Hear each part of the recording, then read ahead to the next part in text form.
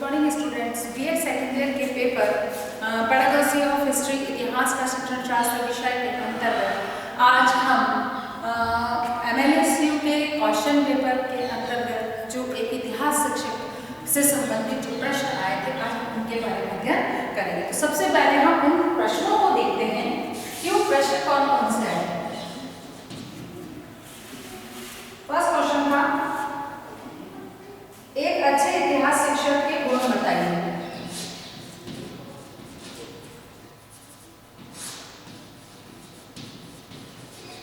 अच्छे इतिहास शिक्षक के गुण बताते हुए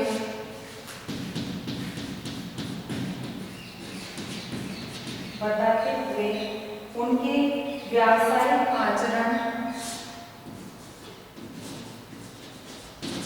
उनके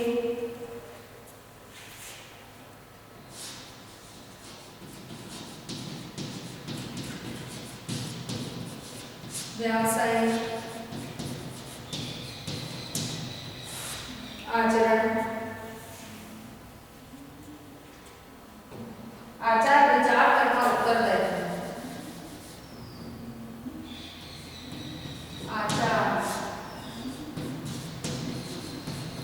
विचार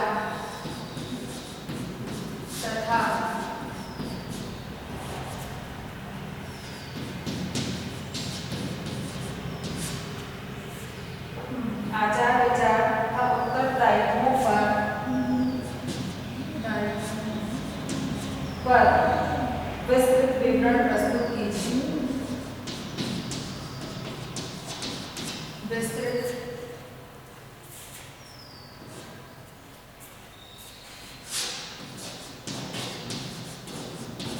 विवरण प्रस्तुत कीजिए।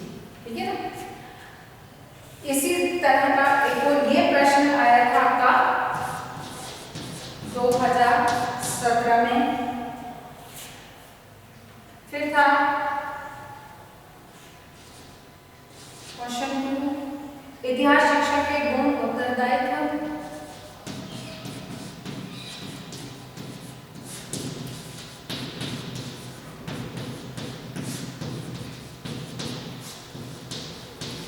गुण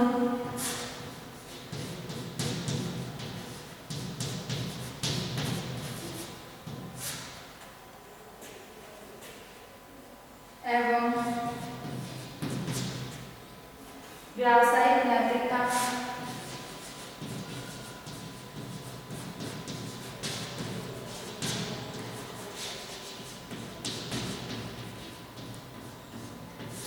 व्यावसायिक नैतिकता को वर्तमान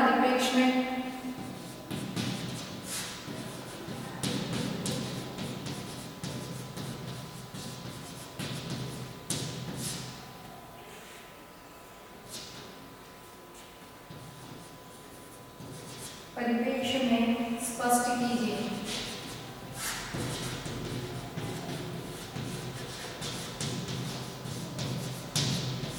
ठीक है। और एक और ऐसा ही प्रश्न ये आया था आपका 2019 में, और एक ऐसा ही प्रश्न अभी आया था, यदि आप माध्यमिक शिक्षा, चलो आप इन दो के हिसाब से समझिए। तीसरा भी ऐसा ही था कि यदि आप माध्यमिक स्तर के इतिहास विषय अध्यापक की चयन समिति के सदस्य हों तो इतिहास विषय के अध्यापक का चयन करते समय किन किन बातों का ध्यान रखेंगे, यानी कि वही एक इतिहास शिक्षक के गुण। तो अगर हम देखें तो ये प्रश्न 2017, 19 और 2020 कंटिन्यू प्रश्नों को पूछा गया है, जिसमें कहीं पर, और यहाँ अगर इनको देखते हैं तो इनमें यही आचार विचार उत्तरदायित्व और गुण, यहाँ पर भी गुण, उत्तरदायित्व और आचार विचार की जगह व्यावसायिक नैतिकता को लिया गया है। तो कहने का मतलब ये हो गया कि इनमें हमें इतिहास शिक्षक के गुण और उनके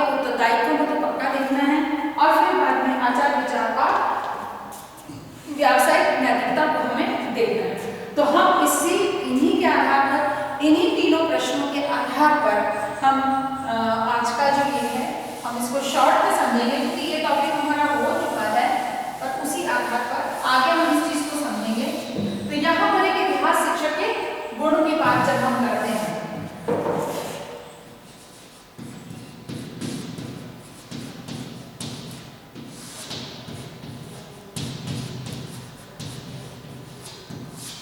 शिक्षक के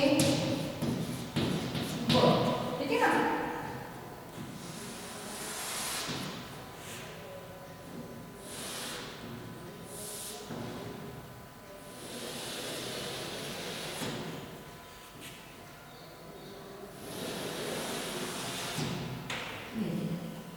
अब इसको समझने के लिए हम इतिहास शिक्षक के गुण, तो इसके हम 3 तरह के गुण हमने पहले भी देखे थे।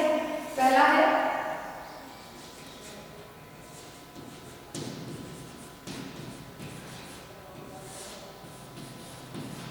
सामान्य गुण,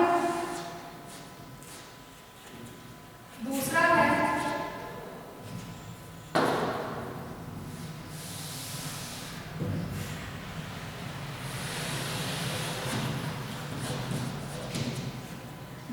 इनका विषयगत गुण,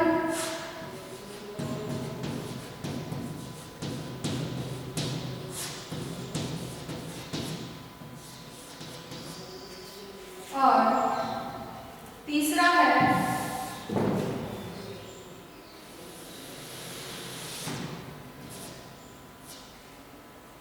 प्रशिक्षण संबंधी गुण।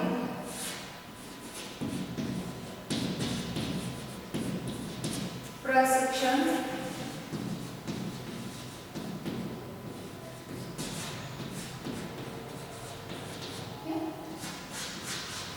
ये आपके 3 तरह के गुण जिनको हम आज चर्चा करेंगे गुणों में। तो ये इनको हम पहले भी एक्सप्लेन कर चुके हैं, समझ चुके हैं, लेकिन उसी में पहला है सामान्य गुण। सामान्य गुण यानी कि एक शिक्षक में कौन से ऐसे सामान्य गुण हैं जो हर शिक्षक में होने अनिवार्य है। तो सबसे पहला इसमें उत्तम स्वास्थ्य,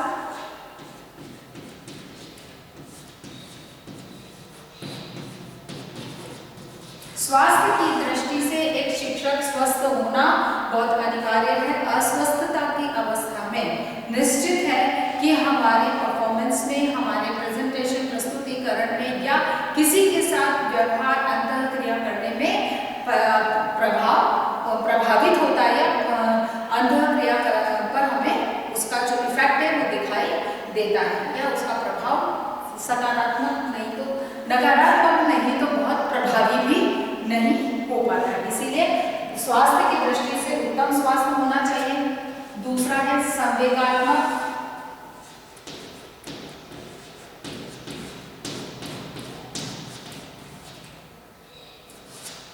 संवेगात्मक, संतुलन,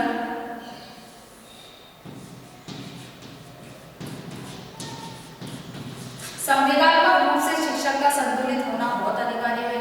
बहुत जल्दी झुंझलाना, गुस्सा करना, क्रोधित होना, बहुत ज्यादा किसी के प्रति एक पूर्वाग्रह बना लेना, या बहुत अधिक किसी के बहुत ज्यादा मतलब आवश्यकता से अधिक प्रेम प्रदर्शित करना, या आवश्यकता से अधिक बच्चों के साथ में मतलब बहुत ज्यादा जो खुशी का जो होता है ना, बहुत ज्यादा एक्साइटेड हो जाना, ये सारी चीजें संवेगात्मक अस्थिरता की अवस्थाएं होती हैं। इसीलिए अनिवार्य है कि संवेगात्मक रूप से शिक्षक या बालक अध्यापक का संतुलित होना बहुत अनिवार्य है।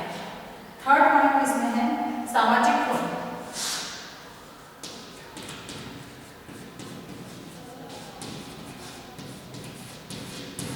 सामाजिक रूप से उसमें एक तरह से कहा जाए कि वह एक सामाजिक प्राणी है, उसमें सामाजिकता का होना बहुत अनिवार्य है। सामाजिक संबंधों की मधुरता को बनाए रखना, संबंध कैसे बनाए जाते हैं, किस तरह से व्यवहार किया जाता है, वो जिस तरह के सामाजिक जो संतुलित व्यवहार है, जैसा वो व्यवहार करेगा वैसा ही अपने बालकों में हस्तांतरित वो करेगा। क्योंकि बालक बहुत सारी चीजें जो देखकर सीखता है, उनको कहकर नहीं सीखता। पढ़ा के हम शब्दों के रूप से कहें कि आप दूसरों के साथ मधुर संबंध बनाने चाहिए, ऐसा कहने से कोई भी व्यक्ति हर व्यक्ति के साथ मधुर संबंध नहीं बना सकता। लेकिन कैसे संबंध बनाए जा सकते हैं, लोगों के साथ किस तरह से व्यवहार करना चाहिए, समाज में एक सामाजिक प्राणी के क्या गुण होने चाहिए, उनका पालन किस तरह से होना, क्या मूल्य है, उनका पालन कैसे होना चाहिए, ये एक अध्यापक को अपने व्यवहार के माध्यम से प्रदर्शित करना होता है। तो आवश्यक है कि एक अध्यापक में सामाजिक गुण होने अनिवार्य है। अगर वो जैसे सामाजिक गुणों का प्रदर्शन करेगा, बालक भी वैसे ही गुणों का वो आत्मसात करेगा। फिर है उच्च चरित्र एवं दृढ़ संकल्प।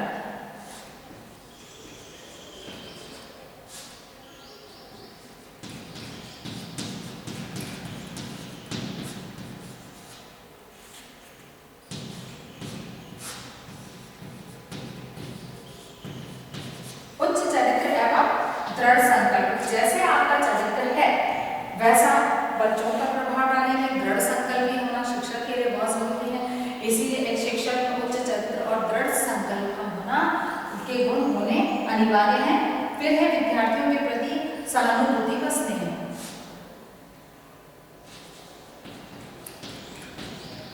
छात्रों के प्रति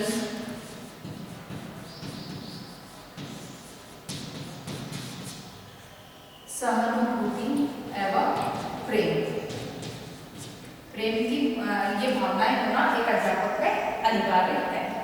फिर बात आती है विषयगत गुण। उसमें पहला है शैक्षिक योग्यता।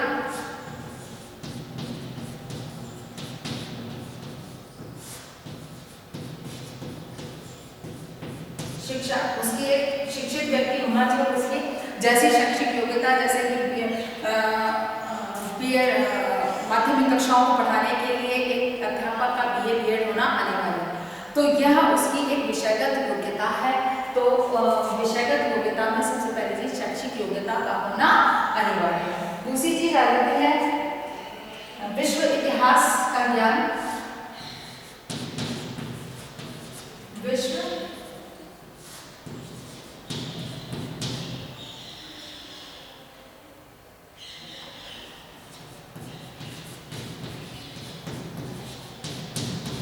वैश्विक स्तर का जो इतिहास है उसकी जानकारी होना एक इसके लिए अनिवार्य है। तीसरा राष्ट्रीय व स्थानीय इतिहास का ज्ञान, ठीक है ना। राष्ट्रीय व स्थानीय इतिहास का ज्ञान नहीं होना अनिवार्य।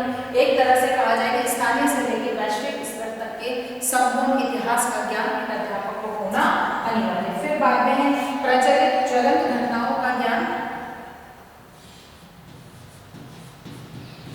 ज्वलंत घटनाओं का ज्ञान, क्योंकि जो अभी वर्तमान में जो बहुत प्रचलन में है या जो बहुत एक तरह से कहा जाए कि हाईलाइट है, ज्वलंत घटनाएं हैं, उनकी जानकारी अध्यापक को होना बहुत जरूरी है। क्योंकि अगर अध्यापक करंट अफेयर से जुड़ा नहीं रहेगा तो निश्चित है कि वो बालकों को एक उसका शिक्षण जो है वो प्रभावशाली नहीं बन सकेगा, इसीलिए उसका करंट होना बहुत जरूरी है। फिर आ जाता है संबंधित विषयों का ज्ञान।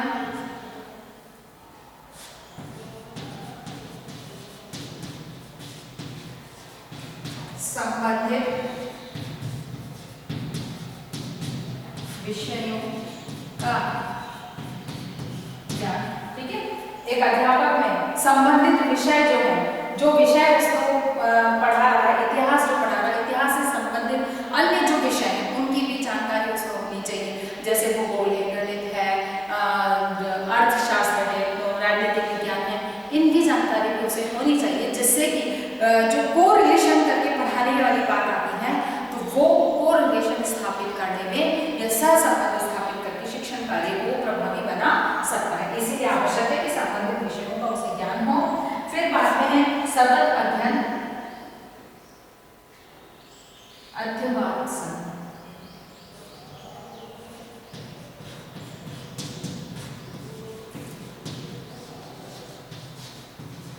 सतत अध्ययनशील,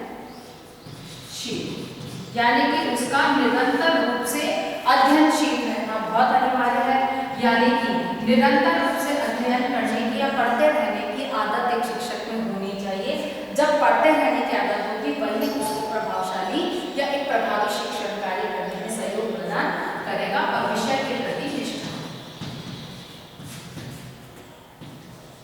विषय में निष्ठा, यानी कि इतिहास विषय के प्रति उसकी पूर्ण निष्ठा होनी चाहिए। जिससे पूर्ण निष्ठा होगी तभी वह ईमानदारी के साथ उसमें शिक्षण कार्य करा सकेगा। फिर बाद में बात आती है इसकी प्रशिक्षण संबंधी। तो सबसे पहला है प्रशिक्षण योग्यता।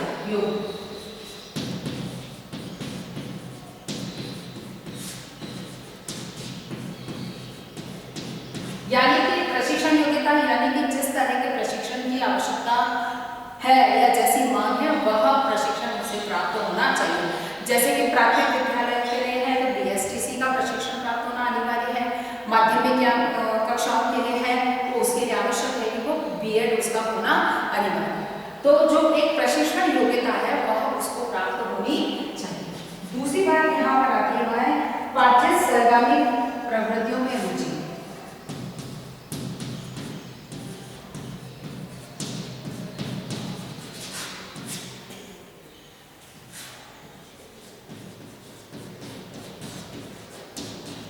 प्रवृत्तियों में रुचि, पाठ्य सहगामी प्रवृत्तियों में रुचि का होना अनिवार्य है, क्योंकि केवल एक शैक्षिक योग्यता मात्र हो जाना एक अच्छा शिक्षक नहीं होता है। एक प्रभावी और यूँ कहा जाए कि बच्चों को जो एक मधुर संबंध एक शिक्षक के तभी बन सकते हैं अध्यापक छात्रों के साथ जब वह पालकों की रुचि के अनुसार उनके गतिविधियों में सहयोग कर सके या उनके साथ भाग ले सके। और वो कब होगा जब उसे पाठ्य सहगामी प्रवृत्तियों के बारे में पता हो, उसमें उनकी रुचि हो। तो इसलिए एक शिक्षक में जो गुण है उसमें पाठ्य सहगामी प्रवृत्तियों में रुचि का भी उसमें गुण होना चाहिए। भले ही चाहे जैसे खेलना टेबल टेनिस है तो मुझे खेलना नहीं आता तो इसका मतलब ये नहीं है कि मैं उसमें भाग ही नहीं ले रही। बच्चों को आता है तो उनको साधन उपलब्ध करवाना, उनको सुविधाएं उपलब्ध कराना, फिर उनको खेलने के लिए प्रेरित करना, उनको मोटिवेशन देना, ये भी एक तरह का बहुत बड़ा सहयोग हो जाता है। इसीलिए पाठ्य सहगामी प्रवृत्तियों में रुचि होना अनिवार्य है। फिर बाद में है प्रयोग एवं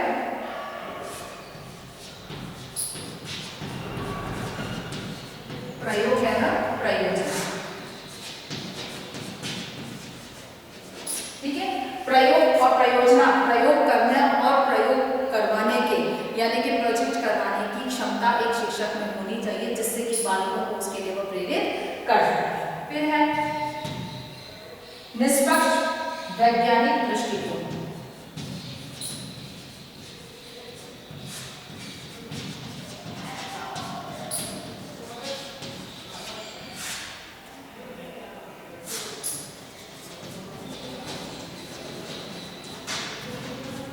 निष्पक्ष वैज्ञानिक दृष्टिकोण यानी कि जो वैज्ञानिक दृष्टिकोण है वह सब में होना चाहिए, निष्पक्षता होनी चाहिए। ऐसा नहीं कि किसी चीज के एक तथ्य के प्रति उसका देखने का नजरिया अलग है और दूसरे के प्रति देखने का नजरिया अलग है, ऐसा नहीं। निष्पक्षता का होना अनिवार्य और वैज्ञानिक दृष्टिकोण का होना अनिवार्य, यानी कि हर चीज को तथ्यों के साथ में प्रस्तुत करना, निश्चित परिणामों के साथ उसको प्रस्तुत करने की क्षमता होनी चाहिए। प्रशिक्षण संबंधी योग्यता।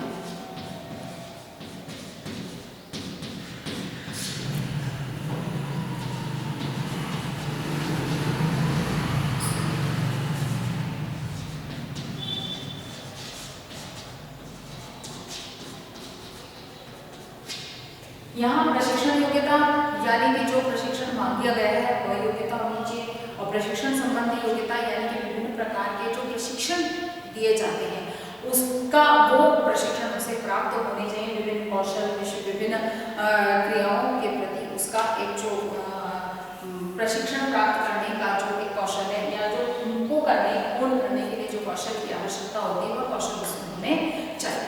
यानी कि एक शिक्षक के गुण को देखते हैं तो हमने 3 भागों में उनको देखा है, सामान्य गुण, विषयगत गुण और प्रशिक्षण संबंधी गुण। यानी कि एक शिक्षक के जो गुण हैं उनको हम इन 3 दृष्टिकोणों से देख सकते हैं और इन तीनों के आधार पर ही हम प्रश्न का उत्तर लिखेंगे। क्यों कि जैसे अंतिम प्रश्न था 2020 में जो आया था कि माध्यमिक स्तर के अध्यापक के चयन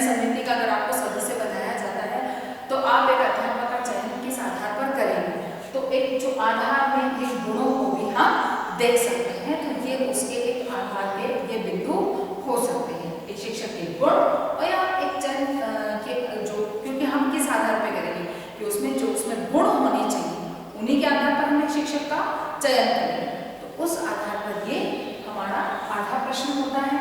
उसके बाद में है शिक्षक के उत्तरदायित्व और आचार नीति।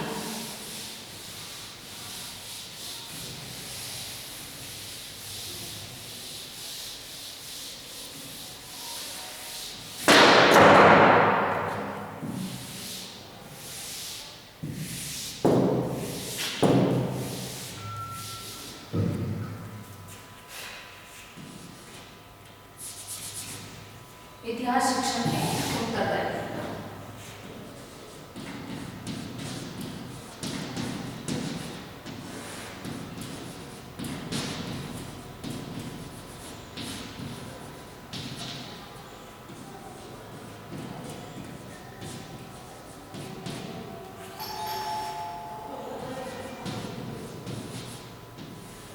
ठीक है, एक इतिहास शिक्षक के उत्तरदायित्व। सबसे पहला है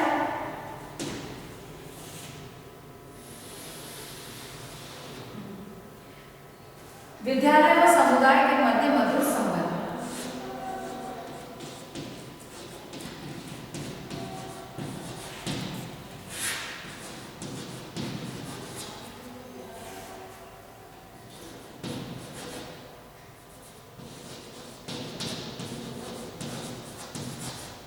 विद्यालय व समुदाय के मध्य मधुर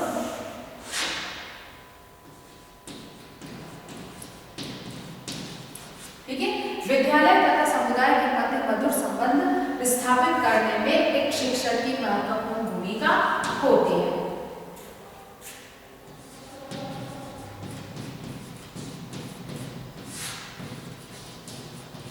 स्थापित करना। दूसरा है शिक्षण को प्रभावी बनाना।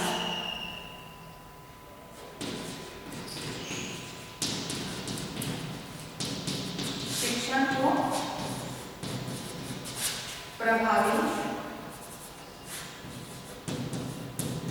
बनाना। ठीक है, तो अपने शिक्षण को प्रभावी कैसे बना सकते हैं, यह प्रयास उसमें निरंतर रूप से करते रहना है। फिर छात्रों की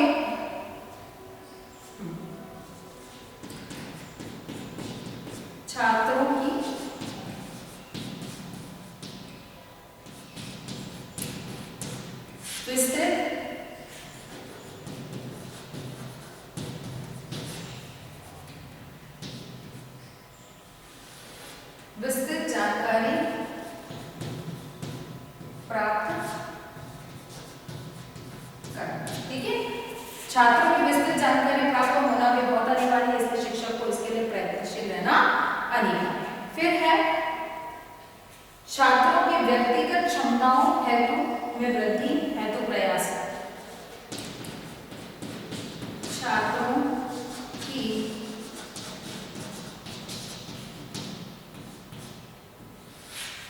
व्यक्तिगत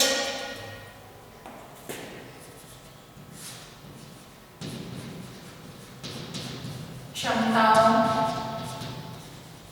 में वृद्धि हेतु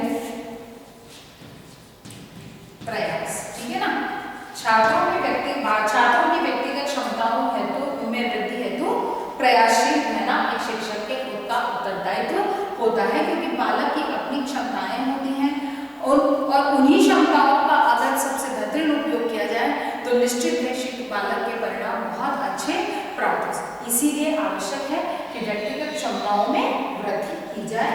और अंतिम बात है छात्रों की वांछित व्यवहार में परिवर्तन करना। छात्रों में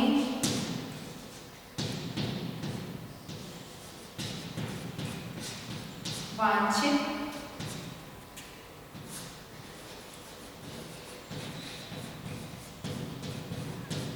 व्यवहारगत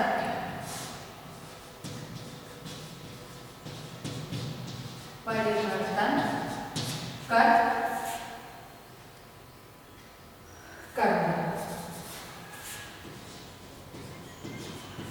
ठीक है, जिन व्यवहारों में परिवर्तन की आवश्यकता है वो व्यवहार परिवर्तन कर पाना ही शिक्षक का उत्तरदायित्व होता है। फिर बात में है व्यावसायिक आचार नीति।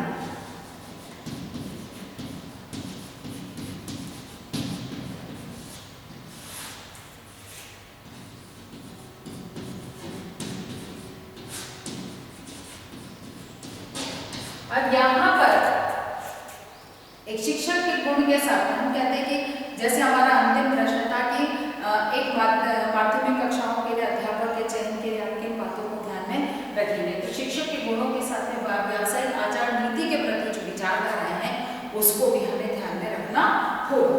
इसमें व्यावसायिक प्रशिक्षण,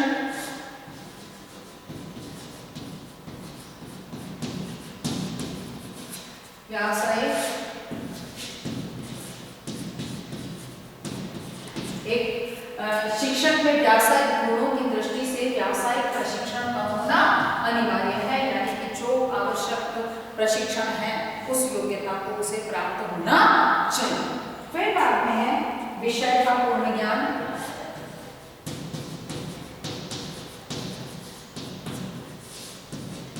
पूर्ण ज्ञान जो हमने शिक्षक के विषयगत गुण में हमने इस चीज को देखा है। फिर है व्यवसाय के प्रति निष्ठा,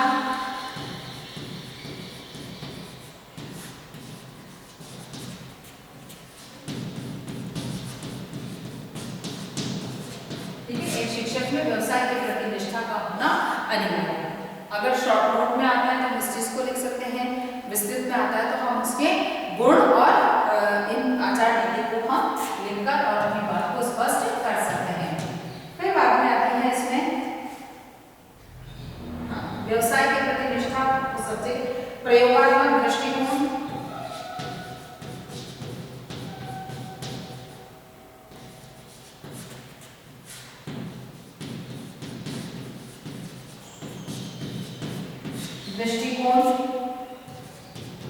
फिर है पाठ्य सरगर्मी क्रियाओं में रुचि,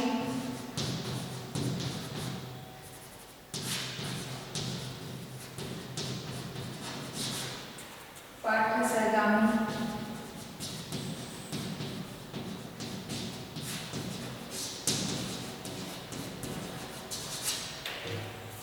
फिर आता है यहाँ पर अंतिम बात जो इसमें आती है वह आती है शिक्षा के उद्देश्य के प्रति जागरूकता,